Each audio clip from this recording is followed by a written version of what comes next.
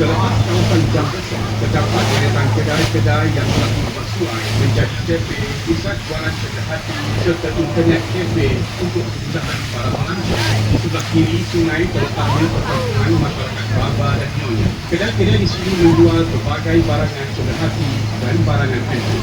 Right beside Padang Mulu, you see a row of old buildings that have been converted into cafes, Kraken City, or Penthouse Cafe for the benefit of the tourists. To the left of the river is the Baba and Nyonya village. Here you will find many shops and very ethnic and friendly.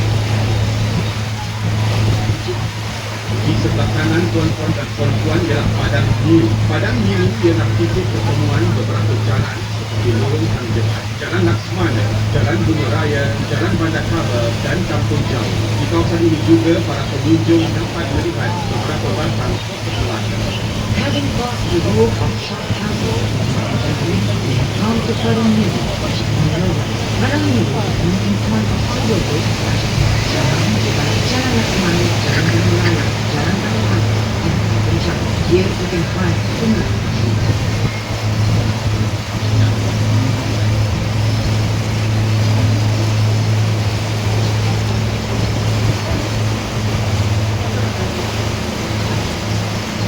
Di sebelah kiri terdapat bangunan bertemu dengan lukisan mula yang dilukis oleh pelajar-pelajar ICTA dengan kerjasama Kementerian Pelancongan, Kesenian dan Budaya Malaysia. Para pengunjung juga boleh melihat deretan rumah kedai yang telah diubah tuai supaya menghadap sungai bagi mencantikkan lagi pemandangan kawasan ini. The row of shop houses has been renovated against the river that beautifies the roadside. You can see on the buildings on the left into the mural of freedom by the local artists. Celebrations of unity, tourism, arts and culture. These murals portray the diversity of races and cultures in Malaysia.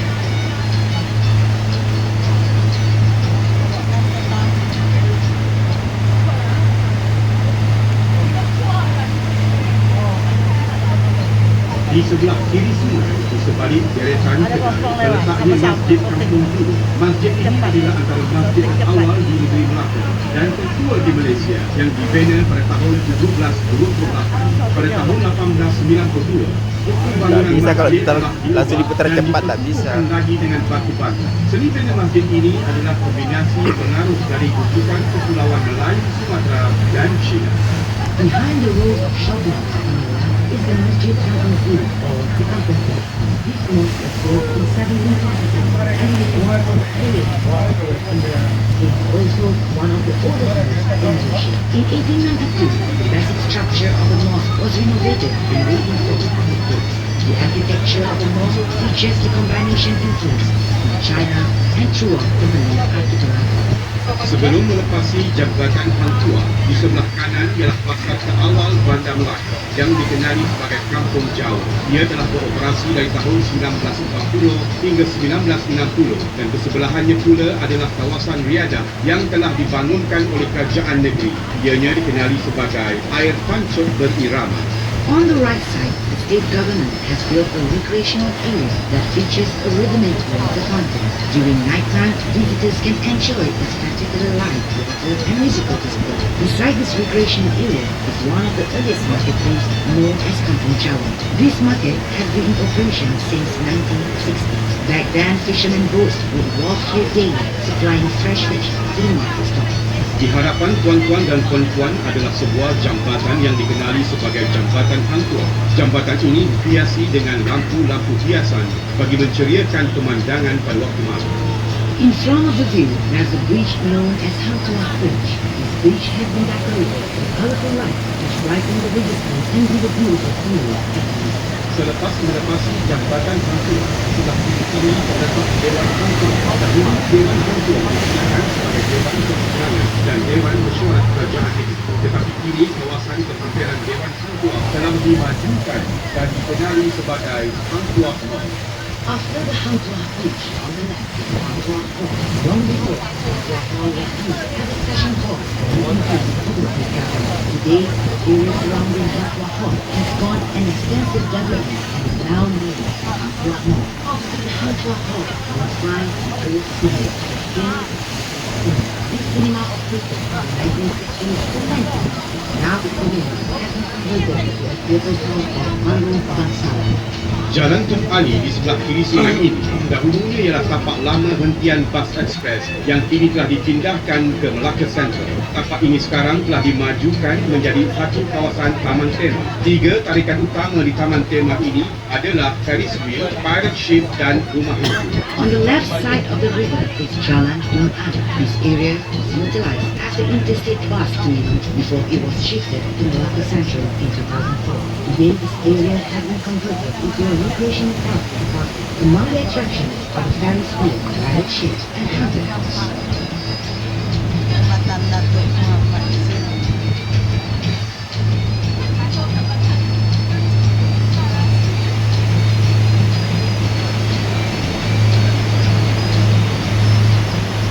Di sebelah kanan sungai, pengunjung boleh melihat tumbuhan jenis pokok kayu bakar. Kawasan ini merupakan habitat kepada tumbuhan tersebut dan kerajaan negeri telah mengambil langkah-langkah keberadaan bagi mengekalkan tumbuhan ini memandangkan ianya membantu menghalang batusan tebing sungai dan belaka. On the right side of the river, you can see the growing of mangrove trees. This area is a natural habitat for this species. Therefore, the state government has taken the initiative to preserve these trees as they help to prevent erosion of the riverbank.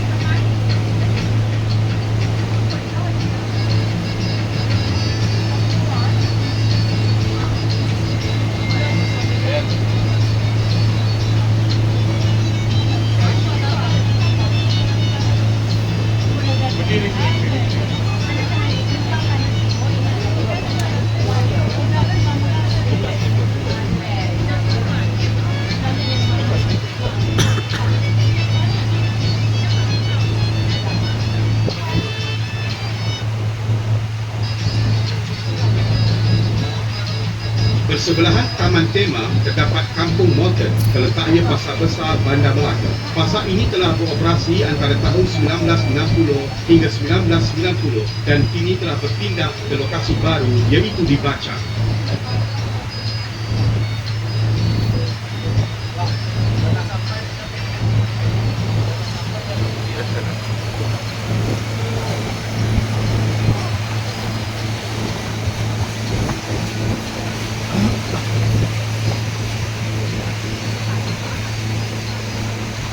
Di sebelah kiri sungai ini juga terletaknya Rumah Melayu Asal. Rumah Melayu Asal ini dibina dengan berkonsepkan limas pada tahun 1922.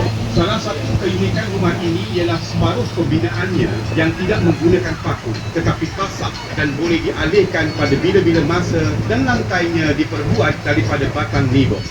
Ladies and gentlemen, on your left you will find an authentic Melaka Malay traditional house which was built in the 1922. One of the unique features of this house is that it was partially built with wooden planks and no nails were used. Interesting, isn't it?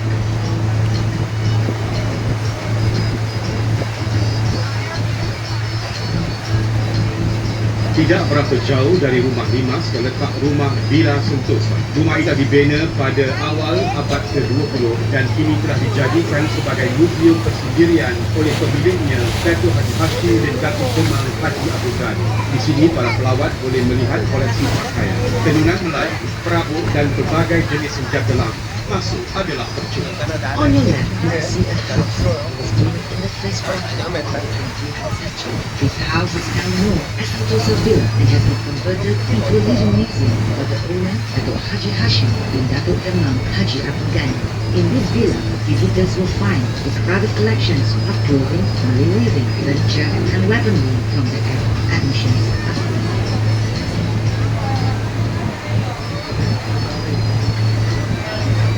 Kampung ini telah wujud sejak awal tahun 1920 dan diberi nama Kampung Moten bersempena dengan nama Pesuruh Jayatana pada masa itu, J.F. Moten. Beliau merupakan orang yang bertanggungjawab serta memainkan peranan yang penting dalam menempatkan dan mengumpulkan penduduk-penduduk sekitar Bandar Melaka ke perkampungan ini, yang mana tapak Kampung Moten dahulunya adalah satu kawasan paya. Menurut sejarah, kaum lelaki kampung ini bekerja sebagai menadir, iaitu orang yang mengendalikan perahu kecil atau menadir bagi mengangkut barang dari kapal atau tonggak, manakala kaum wanita pula menyiat daun pucuk limbah untuk dibuat hotel. Kini kampung hotel juga dikenali sebagai muzium hidup, yang mana kerajaan negeri dengan kerjasama penduduk kampung berusaha untuk mengekalkan cara hidup tradisi serta reka bentuk rumah seperti asal. Segala kerja pemeliharaan dan pemuliharaan rumah-rumah tradisional ini ditanggung oleh pihak kerajaan negeri. Ladies and gentlemen, on your left you will see a Malay village called Kampung Motor, which was named after the local land commissioner, J.F. Motor. He was a well-respected man and played a very important role in settling residents in this village, which was once a Sioux land. This village has existed since the early 1920s. Today, Kampung Morton is known as one of the historical assets to the state government. The village residents and state government of Malacca have come together to preserve their tradition, way of life, and architecture. The preservation and restoration efforts are fully financed by the state government.